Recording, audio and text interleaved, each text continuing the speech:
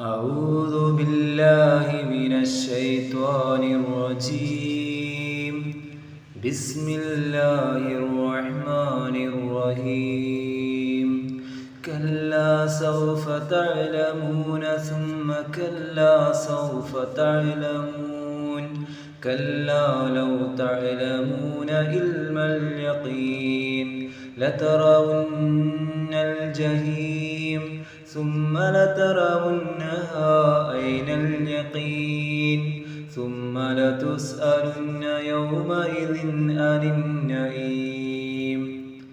ഇഹത്തിൽ വെച്ച് മനുഷ്യൻ അനുഭവിച്ചതും ആസ്വദിച്ചതുമായ എല്ലാ സുഖ സൗകര്യങ്ങളെക്കുറിച്ചും അതെങ്ങനെ കിട്ടി, എന്തിൽ വിനിയോഗിച്ചു എന്നൊക്കെ മനുഷ്യൻ ചോദ്യം ചെയ്യപ്പെടും.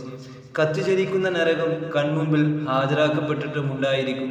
ഈ അവസരത്തിൽ തൃപ്തികരമായ മറുപടി നൽകി രക്ഷപ്പെടുവാൻ സാധിക്കുമാറാകണമെങ്കിൽ ഈ പെരുപ്പം കാണിക്കൽ അവസാനിപ്പിച്ചേ പറ്റൂ.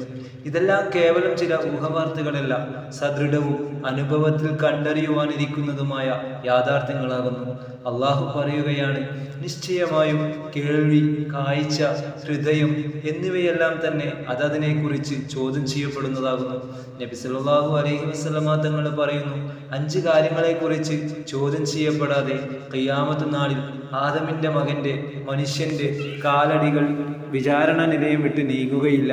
അവന്റെ ആയുഷ്കാലത്തെപ്പറ്റി അത് എന്തിൽ വിനിയോഗിച്ചു തീർത്തുവെന്നും അവന്റെ യുവത്വത്തെപ്പറ്റി അത് എന്തിൽ നശിപ്പിച്ചുവെന്നും അവന്റെ ധനത്തെപ്പറ്റി അത് എവിടെ നിന്ന് സമ്പാദിച്ചുവെന്നും എന്തിൽ ചിലവഴിച്ചുവെന്നും അവനെ അറിയാവുന്ന കാര്യത്തിൽ അവൻ എന്താണ് പ്രവർത്തിച്ചത് എന്നും